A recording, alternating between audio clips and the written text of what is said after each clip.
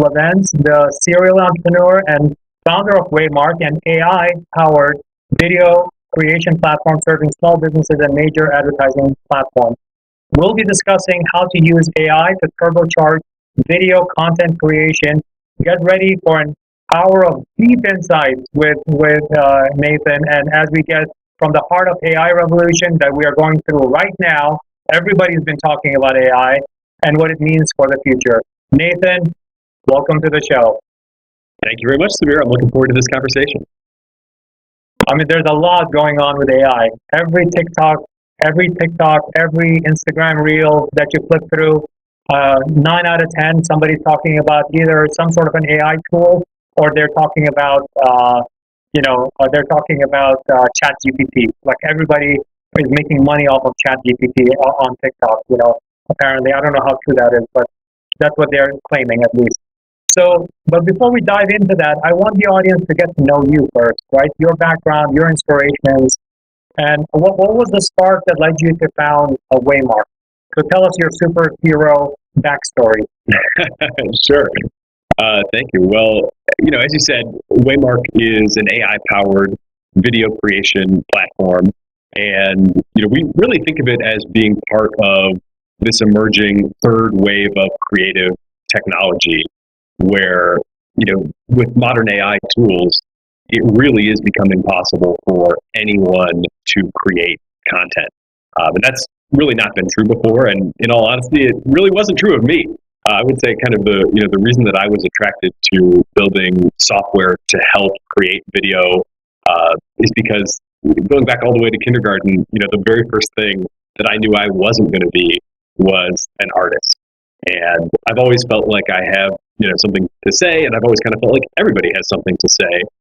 In today's world, video is really, for many practical purposes, including advertising and marketing, which is where Waymark focuses, video really is the best way to communicate to people. But it's challenging. It takes a lot of time. It takes a lot of resources. It takes a lot of skills if you're going to do it yourself. And so bringing advanced software and increasingly advanced AI to that problem is a way to dramatically reduce the barriers, dramatically reduce the cost, dramatically reduce the time that it takes, and help truly anyone and everyone get started creating video. So, there's a longer history to it, but I think that's kind of my, this was born out of really something that I knew I couldn't do well, but recognized was increasingly important. So, you've been a serial entrepreneur, 10 years, down a decade, right? You're down a decade right now. In my case, even though I look like a 30-year-old or 25-year-old, I'm not. I'm 50. I just celebrated my 50th birthday. So I've had quite a bit of decades down my belt, right? And as the decades pass by, and every experience you have, it kind of prepares you for that next thing, right? In your case, what were some of those kind of your milestones in your learning over the past 10 years that prepared you, that got you here? And like the timing is perfect, right? Right now, AI is here, So, and what led up to that? Yeah, I'd say a couple things. I've been in the few different kind of businesses that I've started. It's often, really always been around helping small and local businesses. And, that has given me a real understanding of kind of the practical challenges that business owners face, how busy they are, how many hats they're wearing. And, obviously that feeds back into the challenge of video being super time consuming, expensive, requiring a lot of skills to make good content. So I think, just having a real understanding of small businesses and just how quickly something has to work for them to be willing to give it a shot, let alone adopt it, I think is really a core insight. One way that I've talked about that for a long time is that I try to build software that you don't have to use. And that has kind of taken a variety of forms over time. One of the first businesses that I started for small businesses was called stick.com. And it was built on top of the Facebook platform in the early days. At that time, things were much more open than they are now in terms of access to data. You could sign in, with a single sign-on through Facebook to to an app. Ours was kind of a Facebook app, is what we called them back in the day. And you could bring with you, with just a click or two, you could bring with you your whole friends list and a lot of information about your relationships and how you guys are interacting online. And what we saw was Facebook, of course, and a lot of social media platforms, especially, as they're ramping up the advertising model, really trying to maximize engagement and time on site. And we thought, boy, that's a tough game to play, especially if everybody's playing it, right? Because there's the most kind of immutably finite resource that's hardest to stretch is time, and everybody's competing for more and more and more of it. We tried to take the kind of contrarian position, even going back a decade plus, that rather than trying to maximize the time that we would get people to spend on our site, we wanted to maximize the ratio of value delivered to time spent. So in the context of serving small businesses on social media, we recognize that customer client reviews are super powerful, that referrals are typically the way that both the customer and the business really wants to be connected. That's how they want, those relationships to begin, wherever possible. And we recognize that social media had a tremendous amount of potential for that, but we tried to approach it in a way that required as little time as possible. So this was kind of we did actually do some AI experiments, even back as far as 2011, 2012 when we were getting started. In all honesty, we didn't have enough data. The AI didn't really work well enough at that time to take a meaningfully, AI-driven approach. So instead, we were kind of using algorithms to try to figure out how can we extract as much information from all this data that we were able to get from the social networks, and just answer some really simple questions like, who in your network are you closest to? Who would be the best person to vouch for you? Who would be the most willing to refer their friends to you based on the strength of their relationship? And so we, concocted a bunch of different little algorithms and tricks to try to answer those questions, so that when people logged into our app for the first time, they didn't have to recreate, their social graph. They didn't have to go, asking themselves oh, geez, who should I interact with here? We tried to surface all of that for them immediately. And that was kind of the first example of software that we've created, of course, it's not just me, right? It's a whole team at Waymark now that makes the software. But that was really the first example of an approach that was trying to minimize the time, or maximize the value on time. And we've kind of continued in that vein. Another big thing, even before AI really started to turn on and become such a powerful tool for us, another thing that we've done for small businesses is go out and collect all their content from around the web, so that they don't have to go collect it themselves and upload it into our site. That's one of the biggest, most time-consuming things that people encounter when they start a new creative tool. And I've tried so many creative tools. It's amazing how basically almost universal, as far as I know, except for Waymark, this problem is, right? You get in there and it's all right, now tell us about your brand. And you're like, oh God, I got to upload a logo. And that's just the start. Now I got to set my color palette.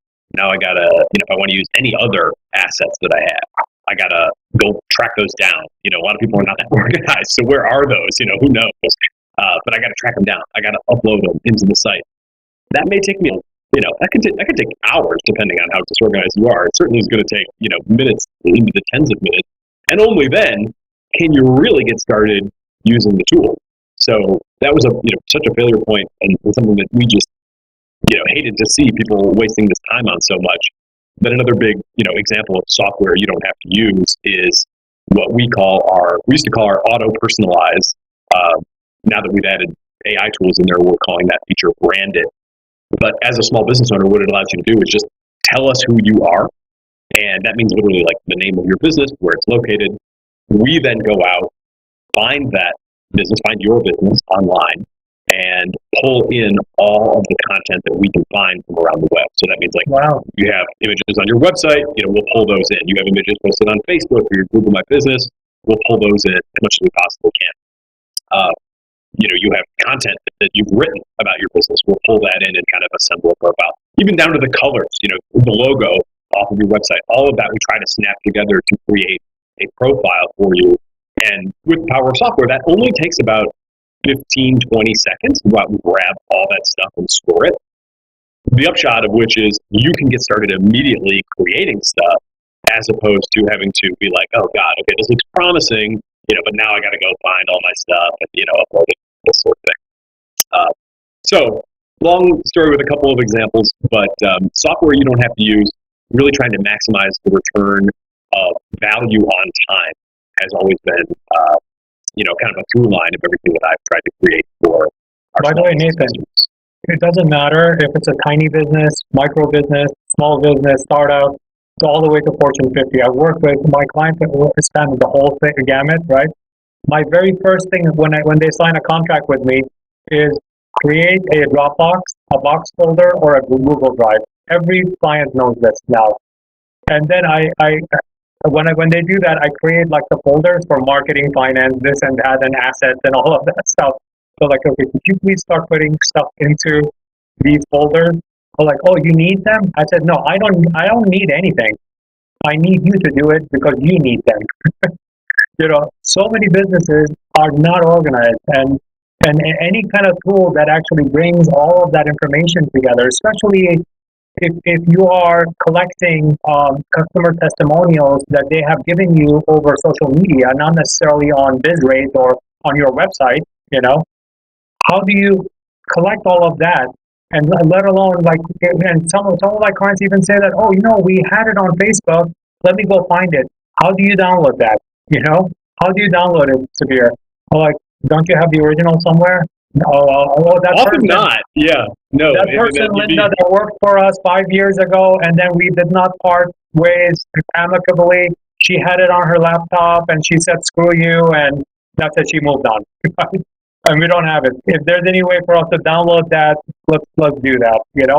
There's a lot of stories like that, and that's just realities of it, especially for smaller businesses where they don't think to organize all those things as digital assets of the company, right? They don't. And then when someone like me comes in who wants to say, okay, that looks like a great story, let's repackage it to actually sell it in our ad, so we can sell more of your widgets or whatever tomato sauce that you're trying to sell, right? It's too much work in that scenario. Even though you have the content, you just don't have it on you, right? And if the tool helps you to gather all that and just even organizing it, by itself is tremendous value. I can tell you from my experience. Yeah, that's, we've even talked at times about productizing that feature because it is kind of, arguably that could be a product unto itself, right? Something where you could just type in and one of the virtues of it too is we don't need any, sensitive or proprietary information. I mean, businesses in general are, pretty open about like what their phone number is and, what their street address is because they want people to call or visit. But we don't even need that. Typically, all we need is a business name and the city in which it's located. And sometimes if it's a online business and there is no like city per se where it's located, then, a URL or a phone number can be super helpful in terms of like supplementing the business name and making sure we identify the business correctly. But it's really as simple as that. Like you just have those very few inputs, and the technology, fans out, does these searches. If we were building it today, it'd probably be a little bit even more AI in there. We actually just have an algorithm that dedupes and kind of groups all of the different search results because a big challenge there, as you might expect, is like you have different listings across different sites, which ones represent the same business, which are different. So there's a lot of work has gone into kind of refining that and making sure that the results are accurate. And they really are remarkably reliably accurate, which is pretty cool. So yeah, we have talked about productizing that. As of now, that's only available as part of the Waymark video creation experience. But you've got me thinking that, hey, maybe we should even revisit that. Listen, purely as a digital content management, I think it would be phenomenal. Like you can create, and in the absence of that, what I ask my clients to do is to create a folder structure on one of the shared drives and then give access to those shared folders depending on the function of people, right? Some things like, I don't know if Dropbox does it, but Box definitely allows you to create workflows also. So when something gets dropped into a folder, it could actually alert the next person who is supposed to do something with that. Whether it's approval, editing, comments, whatever, it allows you to do those kinds of things. So if your tool does more than that, not at a raw level, but actually a proper workflow, that's phenomenal. That could be a product by itself. There we go. We just gave birth to another idea. Yeah, we'll to be continued on that front. Yeah. So besides the CMS aspect of it, what sets Waymark apart from all the other video creation platforms? Yeah, I think probably two big things. One is, I think two big things. One is that we're really taking a natural language first approach to video creation. And that is to say, these days, first thing you do, you tell us your business, we just covered that, right? After all that content is put in place, then we just give you a very simple empty text box and say, okay, what is it that you want to create? And people can type literally anything that they want into that space, right? And with small businesses being such a diverse group, we do kind of increasingly see people typing anything and everything there. So most common use case is still kind of down the fairway, like introduce my business, tell people what I'm all about. Many small businesses, like they're just trying to get, that initial introduction to their target customer and, kind of build that initial awareness. So that's still the most common use case. But, we'll see also certain events, like we have a, sidewalk sale coming up in a couple weekends or, whatever that kind of, special time-bound promotional activity might be. It might be a new product launch. It could be, a special of a certain kind. It could be a holiday message. It could be, increasingly also things that aren't even necessarily purely traditional advertising. Like we have a job posting that we want to get out there and, encourage people to, come and apply for. Obviously, that people are struggling to hire in many, many areas today. So that's another use case that's definitely on the rise. So you can really put anything that you want there, and then you get to kind of just kick back for like 15, 20 seconds and let the AI take over and do its thing. In that time, we are using multiple different AIs, and we can unpack and talk a little bit more about the components. But the overall experience is you give that simple text, the AI kind of thinks for 15, 20 seconds, and then we return to you a fully formed video that you can watch.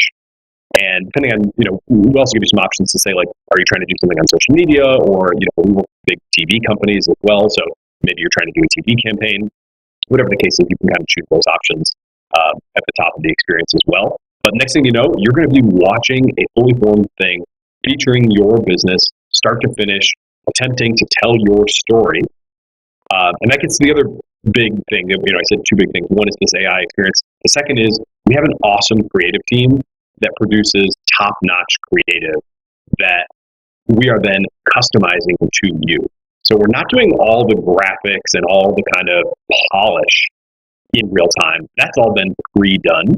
And now your content, your identity is being layered on top of all that high-grade video production work, so that what you get actually looks like it belongs on TV or on a premier social media platform with the other grade A content that people go there to consume. You're not looking like you kind of did some sort of DIY project and just kind of stitched it together. Now, as with any AI tool, you're going to have a lot of hits. You're going to have a lot of misses. We are definitely in a moment with AI where the high points are like super inspiring, super exciting, like true wow moments that you're just like, I cannot believe that an AI can do that. And those moments are really, what we live for at Waymark. Like that's what gets us, excited about continuing to build and advance the product. At the same time, the moment we're in with AI is definitely still also characterized by lots of weird stuff, and some, we of course try to control that, minimize it as much as we can. But I would still say realistically, 20% of the videos that come back to people are kind of like, that's not really what I had in mind. And so, the thing to do there is just try again. That's one of the things that I love most about it. Regenerate. Yeah, we have, of course, the editor, and if you have something that's like pretty close to what you want, but not quite, then you can go in and make the edits and get into kind of DIY mode, right? And fine tune the copy and tweak, a message here and there. That's all good. But our kind of guidance to our users is like, if you like it, if it's exciting to you, then by all means go in and start to make some of those edits. But if you don't like it, if it's not exciting to you, if you're like, that's not really, what I had in mind, exactly. Just try it again, right? Kind of swipe left, get rid of it, and, maybe try some new instructions, or even just try running the same thing again with the same instructions, and you'll get something different. So the experience is kind of, many things are starting to trend this way, but certainly with Waymark, the experience is becoming more like a consumer experience, more like, opening the TikTok app and flipping through things until someone catches your eye and you actually want to spend time with it. That same kind of paradigm is now coming to creation of content, not just the viewing or consumption of content. So I really get excited about that too, because it's like, again, I know I'm not really an artist. Like I can't really create this stuff from scratch, but I can definitely, and I often joke about this old scene from The Simpsons where Mr. Burns attends an art museum for like a big event, and all this art is unveiled, and he says, "I'm no art critic, but I know what I hate." And I think that is that's something that everybody can kind of relate to, right? Like when you see something, you kind of either know like it's for you or it's not. And if it's not, what's so magical about the AI is you only had to wait 15 seconds for it, and you're only 15 seconds away from the next one. So that iterative kind of, just cycling through stuff until you find something that is exciting enough to you that you really want to spend some more time with it. I think that's a huge part of what I love about Waymark's product today, and I think definitely a trend to watch for in more and more products over the next year or two as well. I mean, one of the things that I found, because I've been playing with AI, but my background, by the way, is in computer science, so total nerd. Okay, so I've known AI and machine learning theoretically, right, over the years, for many years now. But recently, the implementations from OpenAI, like whether it's ChatGPT or the Playground, you also have like Midjourney, which is really good with conceptualizing art, right? What I found is that in that example that you were saying that if you don't like it, you can just hit regenerate. What I found, I've become kind of an AI whisperer right now because I figured out like how to actually ask AI to give me what I would like, right? Well, or at least give me the idea on the right path. Is to when it even produces the wrong ideas, you know that it's wrong. You can say that you rewrite your AI prompt to say, I don't want it to be these 5 things. Because it just gave you that. Go like, no, don't give me these 5 things. I don't want it to be that. I don't want the lady to have a blue hat with a pink or yellow feather. I want her to have, I don't know, some sort of a hole in her hat or something like that. It just continue the conversation and use it as a build-up. And that you need to paint a much more, with words, you need to express what you're looking for in the AI prompt, give it more direction into what you're thinking. It doesn't have to be very explicit direction, but it could be just much more open-ended, and let it conceptualize what you're thinking. Then you can get quite a lot from the AI. I mean, obviously, regenerating it's going to regenerate something similar to what it just generated, right? Whether it's words, photos, or video. But if you enhance your prompt, I think it has more input into that process, so that when it spits out the results, whether it's your blog article or top 10 list or your photo or video, it will be much more enhanced, and it will be more to your liking. Exactly what if you didn't say for your pizzeria the fact that you make this summer pizza that has anchovies on it, you never said that, right? It doesn't know anything about that menu item, right? But if you start saying, oh, our specialty, by the way, from June till September, we make the summer pizza that has anchovies on it and mozzarella. It's incredible. right? And we want to do a campaign to actually bring more awareness to this special pizza that we want to sell limited time only. Then you're giving it more context, then you'll get a lot better output out of the AI. Okay, what's your thought on that? Yeah, I think overall, I think one of the more fascinating things to watch over the last year has been the interplay between these AI advancements and then the kind of community-driven exploration of how to use the newest AIs and how to get the most value from them. So it sounds like you and I have both been a part of that exploration on probably a couple different fronts. I have tended to spend a little more of my time on the text models, and we are at Waymark an OpenAI customer, and we use our own kind of fine-tuned OpenAI models to power the video script writing experience. We also use some computer vision models to help figure out which of the user's images should go where, how to complement the script with the right imagery. We also even use now text-to-speech technology as well, so we're even able to add like a voiceover layer to, say a TV commercial. You really are watching something that is fully produced, up to and including the voiceover. So, yeah, I think that there is definitely a skill to, and so, in some cases, an art to using the AIs. I think that's going to continue to evolve very quickly. For us on a product level, one of the things we're toying around with is even giving people suggestions for what to put in the text box. We've made it so radically easy, right, that you can just type whatever you want. But then still, we have people who are like, well, I don't know what I want, or they may have some idea of what they want, but they may not have any experience talking to an AI. So we may need to kind of show them, like, you could do something like this, or you could do something like that. So we're working on, that kind of like hint or, very much top of funnel kind of suggestions or recommendations. Yeah. Then another angle too is like, instead of regenerating, we don't actually have this yet, but this is also something that's, that's in development, is the ability to iterate successively on what has been created. So, one angle would just be like, okay, start over, I don't like that, do it all again from scratch. But another angle would be like, well, that's better than starting from scratch maybe, but I have some feedback, right? And this is how you would work with a person, right? Or if you were to hire an agency to hire you to make you a video, right? If they were to show you a rough cut, or if they were to show you a storyboard, you probably wouldn't be like, occasionally sometimes, but, hopefully you're not going to be like, that's all terrible, scrap it all and start totally over. Instead, you would give qualitative feedback that's like, here's what I like about that, here's what I don't like about that. And, you'd get another version, which will hopefully be a lot closer to, the sort of vision you have in mind, even if it's like a very vague vision. So bringing that to AI, I think, is also very doable and, something we're working on. Like the hope would be to say, I like that, but in the middle, can you actually mention my, just to follow on with your example, can you actually mention my summer special anchovy pizza, in the middle of the video?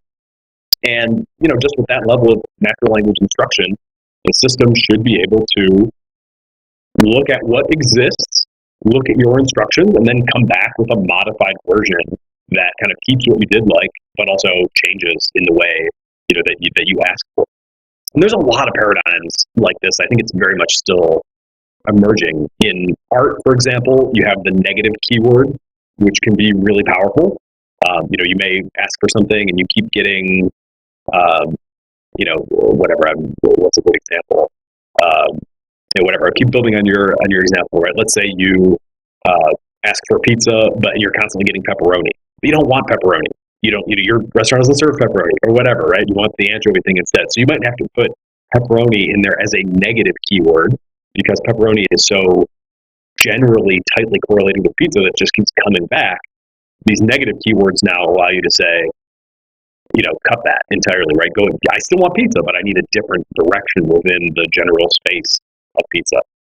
So that can be really powerful. Increasing with the image things too, Stable Diffusion has done some really cool stuff with image to image.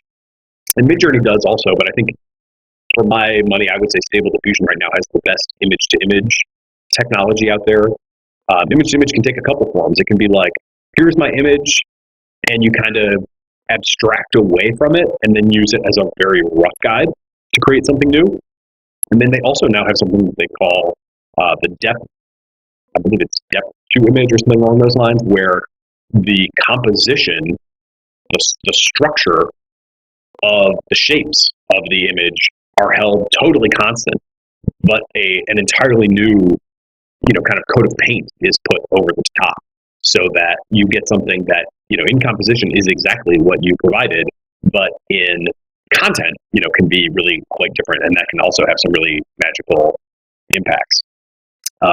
In text, honestly, sometimes I've also found, I'm sure you're familiar with the old, it's almost like a joke thought experiment, like don't think about the white, I don't know if it's elephant or rhino, don't think about the white rhino, right? And then your challenge is now, don't do that. And people find it really hard, like the power of suggestion is tough. Like now that you put that in my head, like I can't stop thinking about it, right? Well, I've also it's a pink elephant. It's balancing on top of a small yellow ball. There you go. It's in your head. It's not gonna get out. Now I'm stuck on it. But the AIs kind of sometimes behave similarly. The latest models, ChatGPT, and the latest from OpenAI, and the Claude from Anthropic, which will be debuting soon, seems to be kind of similar in this regard. Like they've all been trained to follow instructions, and so you can get incredibly far by just telling them what you want in straight, naive, earnest, natural language, and that's amazing. Sometimes, though, they do have that problem where the mentioning of something can actually lead it to happen more than, even if you said, like, do not use this, that can sometimes kind of backfire. So I would try it.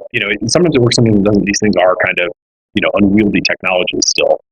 But just for what it's worth, if you are having a problem there where you kind of said, don't do this, and it kind of keeps doing it, it might also be productive to flip that around sometimes and say, what would be the positive version of what I do want it to do instead of what I'm trying to tell it not to do, right? So instead of saying, do not put pizza in the script, or do not put pepperoni, in the script. It feels like sometimes like I'm talking to a child.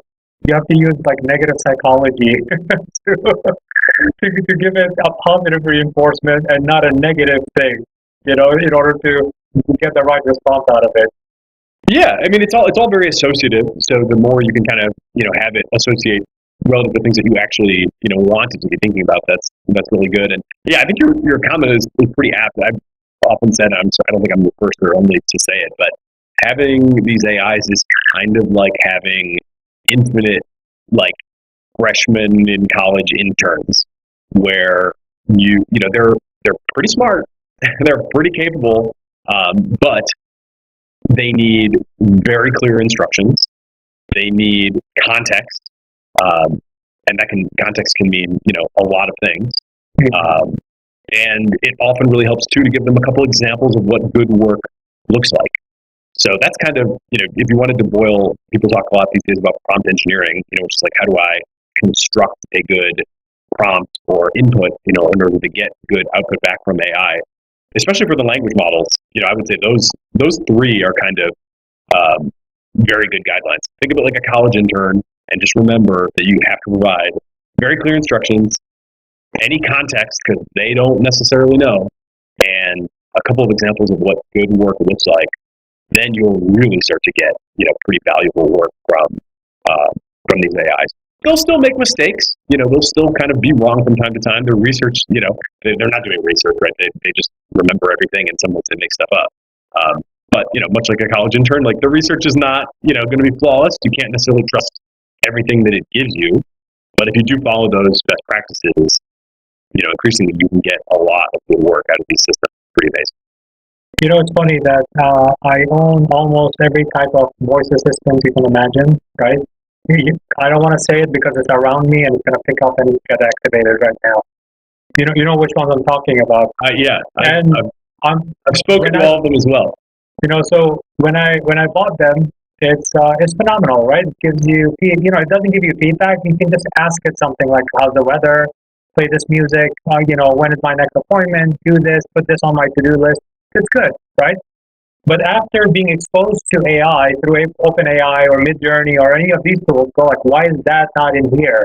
Like if I want to have a conversation with this voice assistant, so that it can engage with me like a human being, I can modify my thought, and then I can get it to where I want it to go, right? And have a fluid conversation, not very transactional, right? How is the weather? 75 degrees, rainy, snowy, whatever, right? It's not really giving you any kind of that AI feedback, and I think that evolution. I can't wait for it to be there because I already own the devices. I hope that there's a software update that includes that in there, so that I can find it even more useful, having been exposed to things like ChatGPT and Playground and Midjourney. You mentioned a few also, right? I think we're there. We just need these devices to catch up now, Yeah, totally. I think it will happen. Probably. I always tend to be a little bit optimistic in terms of my timelines, so try to keep that in mind.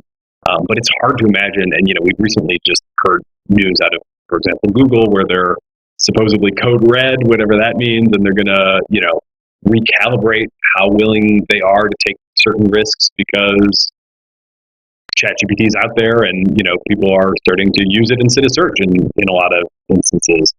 So I do think, and Google in particular has, they have the goods. Like I follow the research as well as the available products pretty closely, and it's impossible to say down to a very precise level, but it seems pretty clear from the published research that Google has put out there that they are hitting on essentially the same level as OpenAI.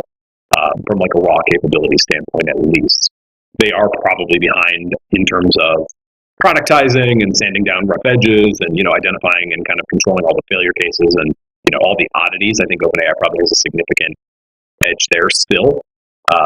But, in terms of just having AIs that are amazingly smart and kind of can really take you back with what they can do, it is pretty clear that Google is right there with the likes of OpenAI. And so, yeah, I do think it should be happening pretty soon with the Google Assistant, and then along with those, I've got one in the room too, so I won't say the other name.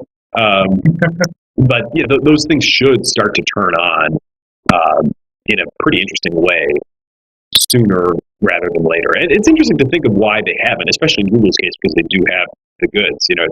It's some sort of combination of. I think one thing also that, maybe before the common ones we'll talk about, right? Oh, they're too conservative, they're too risk averse, they've got all this corporate politics, or they've got innovator's dilemma, and they can't, get out of their own way because they're making so much money in search and blah, blah, blah. All that stuff I think probably is true. The biggest thing that I would emphasize, though, is the pace of AI progress is such, and I've also really been amazed by how quickly people adapt to the latest kind of level of performance, including myself. You look back at the beginning of this year, things that I used to have to work really hard to get an OpenAI model to do, now they can just do, just by asking. Just ask nicely and it will do it, right? So that's all happened within literally a year. When I say beginning of this year, I mean, I guess beginning of last year, so a year ago now. The pace of progress is such that if you only had the best stuff from a year ago, you really wouldn't have been able to make that awesome of a voice assistant. You could be better than what Google Assistant has, right? But not to the level where it's like, oh my God, this is a life-changing leap forward. That stuff has really only started to emerge and started to hit the public second half or even like fourth quarter of 2022. So, it also just hasn't been that much time for them to have a technology that really is at the level where it's like, how can you not be deploying this? I think that's something people don't quite understand, especially those that are very new to AI and they're just seeing the latest. It's like, well, why haven't they deployed it? Well, it's only existed, for a few months now. So it will come. I would be very surprised if it's not here. Also the adoption cycle, right? It takes time for people to adapt to. I mean, if you remember when voice came out, right? Voice assistants came out. There was a lot of ethical discussions, and there were a lot of other types of discussions, right? Around voice, who's listening? Is Jeff Bezos listening to everything I'm saying? Is Steve Jobs listening through his Siri? So that was always a question that comes up. Now, if you do a voice plus AI, you will freak the whole humanity out, because that's too much progress. Can it be done? The answer is The answer to a can question is always yes, because it's a technical ability. You can do it. Should you do it is an ethical question and a moral question, and is the population ready? Do you know when population became ready for remote work and become, more accustomed to doing Zoom meetings and FaceTime and stuff? We have to be hit with a pandemic in order for us to be ready for that, right? And then now every grandma knows how to do a FaceTime with her grandkids. It's second nature. On iPad, just go, boom, press it. You see them face to face. No need for phone calls and audio calls, right? You can just see them and do that. How long did that technology exist before that? For more than 10 years. And I think it's just the consumer adoption of some of these things. I think they need to get there. I mean, the algorithms need to improve and all those kinds of things. That's progress. And the early adopters and technologists and other people who are actually building this infrastructure, we are building it right now, you and I, right? We're building it. And once we get it to that level, then when the consumers show up, then they see it as, oh, wow, this is great. I don't have to think about it. Oh, QR code? QR code had existed for 20 years. Some people were using it, but nobody clicked it. Nobody did the QR code thing. When it became a regular thing, when every restaurant put it on the menu, that there was no more menu because of no touch, whatever, because of COVID, you had to scan the thing. So I think it's just the adoption cycle, I think, getting there and getting the technology there. I mean, being first is obviously a thing. So ChatGPT was there and it has gotten so much traction and PR that, in fact, IBM has been at it longer than even Google has, with AI and machine learning and stuff like that, So it's just that I think it's just what gets adopted and what people find it easy to use. And that's why, I think ChatGPT has become a threat to Google, in my opinion. Because you're not searching anymore, you're getting answers, right? You're not searching and getting millions of listings ranked because of ads and organic listings and SEO and all those kinds of things. And then you have to click into each one of them. And I was actually reading something about SEO optimization of medical terms, right? It's not that the term that you searched for came up first, not because that's your solution, it's because the SEO on it is really good, right? The SEO of that disease is very high ranking, not the fact that that's the right answer, right? So I think that's why I think it has become a serious threat. Going into, I would love to, in this part of it, I would love for you to share some case studies from Waymark where, video creation, solid examples like with, if you cannot name the clients, that's fine. Just the industry and, what they are, what category they are, and how they utilize Waymark to really create interesting content. If you could go through some of those examples. Yeah, sure. I think,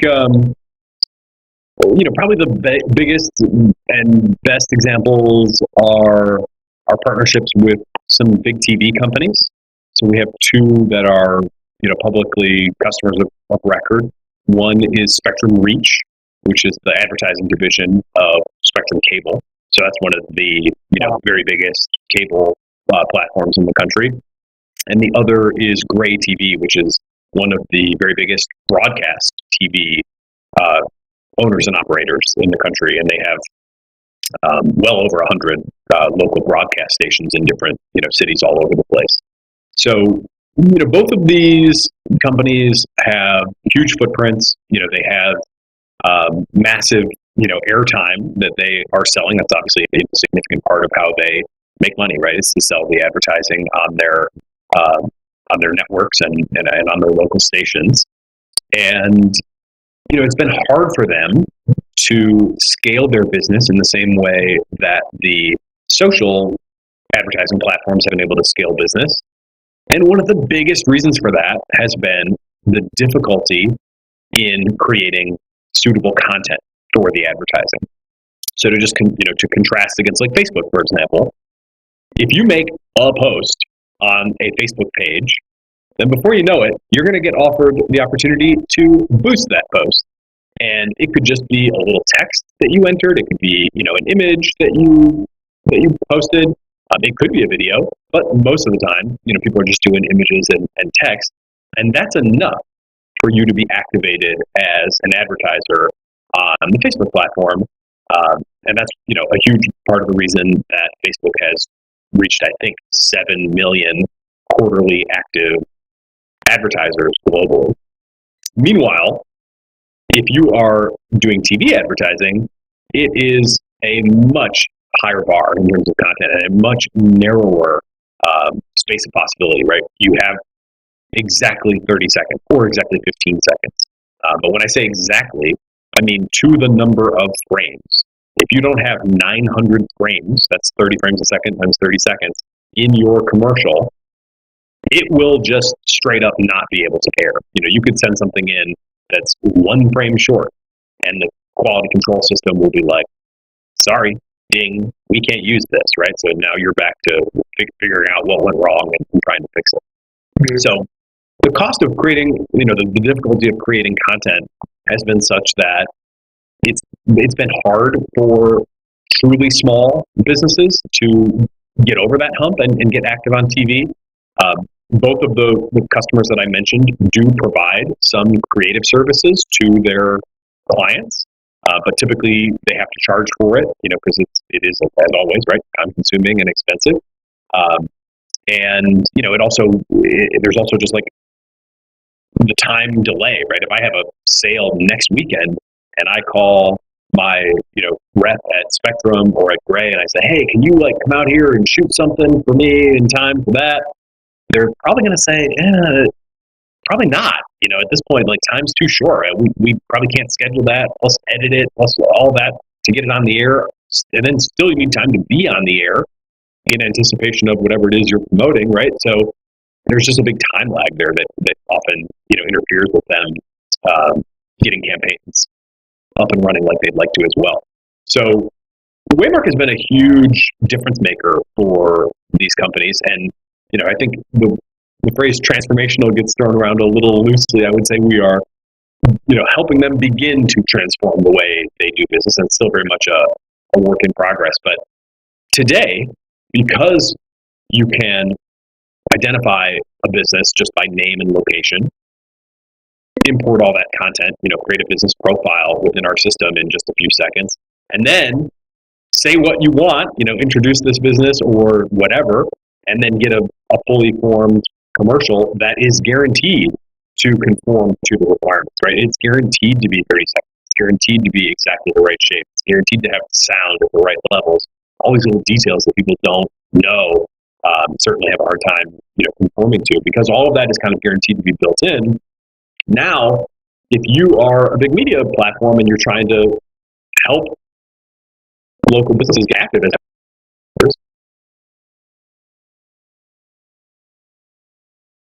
lag there. You're trying to help them get active as advertisers. You can show up with commercials. You can show up with 1. You can show up with 3 commercials. So if you're a sales rep, having that first meeting, you can show up and say, here's what you could look like. I took the liberty of going ahead and creating these for you. Let's watch a few candidate commercials that I made for you. And now the business owner or the marketer of the business, whatever, right? They may not, much like we talked about earlier, right? Are they going to say, that's exactly what I want? Here's the check and go? Probably not. Most of the time, I would say, well into the 90s, percentage of the time, people are going to have some changes. But as we talked about also, we can make that really easy as well. Either, getting into that iterative cycle of just asking for your changes in natural language, or, going in and actually using the editor and making them directly. But it takes tremendous amount of time out. It inspires people. There was an old saying in local media sales, the creative makes the sale.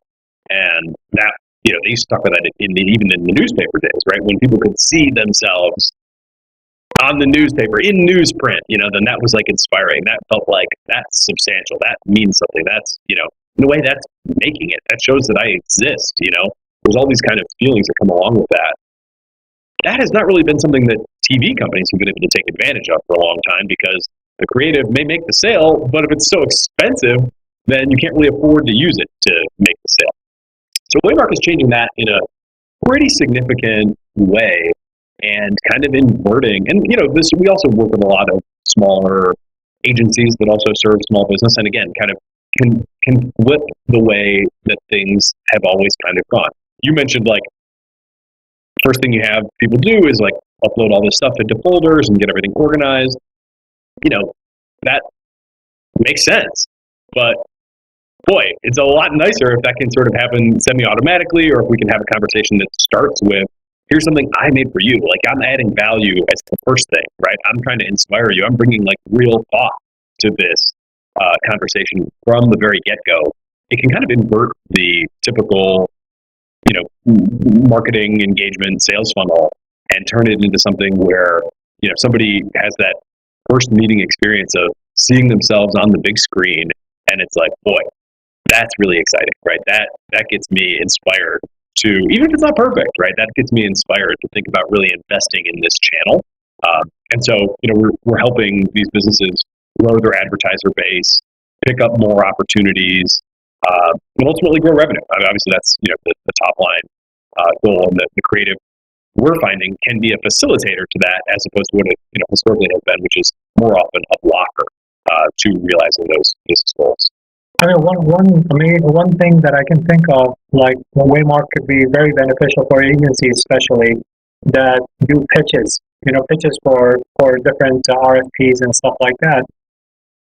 What if it's not just a script? You actually take it and you turn it in using Waymark. You turn it into an idea that you can see that, oh, you know what, this is interesting. I can play with this. It's a rough idea. It's a pitch because you didn't do full production yet. You can pull that as closely to the pitch as possible, and then you share it with the client and say, look, this is what we are thinking, right? These are the words, and these are the kind of imagery and stuff. Instead of just showing them a scrapbook, right? Or just talking them through it, you're actually visualizing it and actually showing them, this is what we need. And I think the AI tool could be that assistant when you sell the idea, and then you can go back and do your production. And it could assist in that process too, because that happens 24/7 every day. Yeah, and that's a key point too. It is not the case that, well, phrase it the other way. It is often the case that, especially with the agencies that use Waymark, that they will still end up doing a full production, and that may involve totally different tools from Waymark in some number of cases. So that's totally fine with us. If we're able to help get the conversation going, how many times, and anybody who's done, deep production creative work for clients has had this experience where it's I thought we were on the same page, but now that I've gone and done all this stuff, I'm realizing we were kind of talking past each other in the earlier meeting, and I took my marching order from that, and now you're not really liking what I've got, and I'm feeling like, oh God, I wasted a ton of time. And that's where, these creative projects just get bogged down and people get unhappy, and that's a real pain point.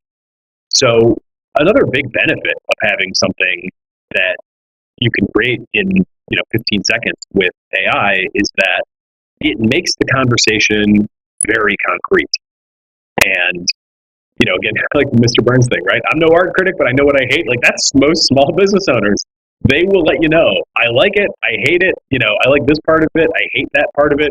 But you're getting very concrete feedback on something that is actual video. It's not just words flying back and forth. You're getting a real reaction to something. So even if you do end up, doing a full scale production and do it all from scratch, using either, creative one, generation tools and getting deep into Adobe and doing it all that way, or using some of the other AI tools that are out there that kind of help with more, bespoke production relative to Waymark. There's a lot of ways ultimately to get to the goal, but Waymark is all about helping people get to the goal faster, and having something concrete to react to for clients is extremely valuable in that process. So you've been in this journey now, and day in, day out, this is what you do. What are the potential risks of AI video creation? Well, boy, I think a lot about the risks of AI in general. And, I think honestly, I think I'm really of two minds.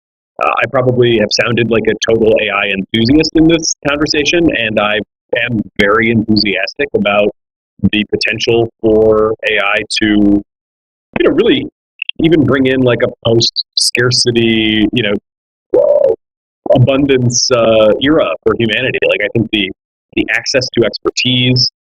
Google recently published a paper on a model called MedPalm, which is a medical model that is getting quite close, not there yet, but quite close to human level doctor performance.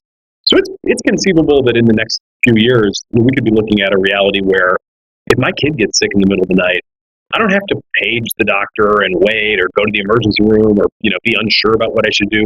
I'm going to have high quality, natural language medical advice available 24/7, and it's probably going to cost me under $1 to have like a full, robust consultation with an AI medical advisor. That is awesome, and that's obviously that's bigger even than video creation, as much as I love what we're doing at Waymark. So I think the upside potential of AI is, it really is incredible. At the same time, I do think the risks are equally significant and definitely should not be taken for granted. And those kind of, run a full spectrum from things that are already happening today, like AIs reflecting societal biases and, unfairness of all kinds back at us and kind of perpetuating them. I think that is a very real problem. Increasingly, AI is just being wrong or like making stuff up and kind of polluting the information space, either intentionally or unintentionally. I think that is also increasingly a concern. In the medium term, I think intentional misuse is going to be a real challenge. The modern models now are trained with reinforcement learning, which means that ultimately they get some sort of signal from what they've done as to whether it was successful or not, and they learn from that signal. You can imagine scammer bots, or folks trying to take advantage of grandparents, but they're doing that today all the time. But imagine an AI optimized by thousands and thousands of iterations. Many of them failed, but a few that succeed, and learning from what works and what doesn't to become like literally superhuman scammers.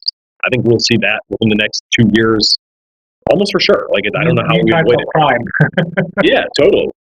And then, the biggest picture is that, like, I don't, and people, are sometimes too quick, I think, to dismiss this as like science fiction, but some of the smartest people that I know worry about outright AI takeover, either gradually or suddenly. Gradually would kind of look like, these systems kind of end up running more and more until such time that, like, we kind of realize, hey, they're kind of running everything, and we're not really doing that much anymore. And, we don't really know how they work. They're kind of all talking to each other, and we're kind of out of the loop. Or a more sudden version, could be extremely dramatic and, and totally catastrophic. I think that whole range of things is really out there.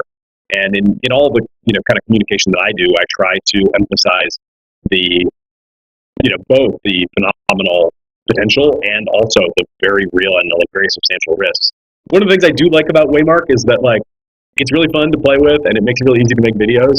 And our software is structured enough that it's pretty hard to go too far wrong. I think the downside with our platform, as of now, is pretty limited. But, in the broader world, I think really everything's on the table. I think we really are at a historical technology moment that, we're going to look back on, assuming, things go at least somewhat well and we're all, kind of able to look back and reflect on this period. I do think we'll be looking back on it as a very critical time in which a lot of things changed, and, hopefully that will be dramatically for the better. But I certainly don't want to be somebody who dismisses the downside or gives people, a false sense of security, because I do really think everything is on the table. So Nathan, you've shared tremendous amount of knowledge here related to AI, video creation and AI based. What is your number one $100,000 expert insight into AI video creation that you would like every entrepreneur and marketer to know?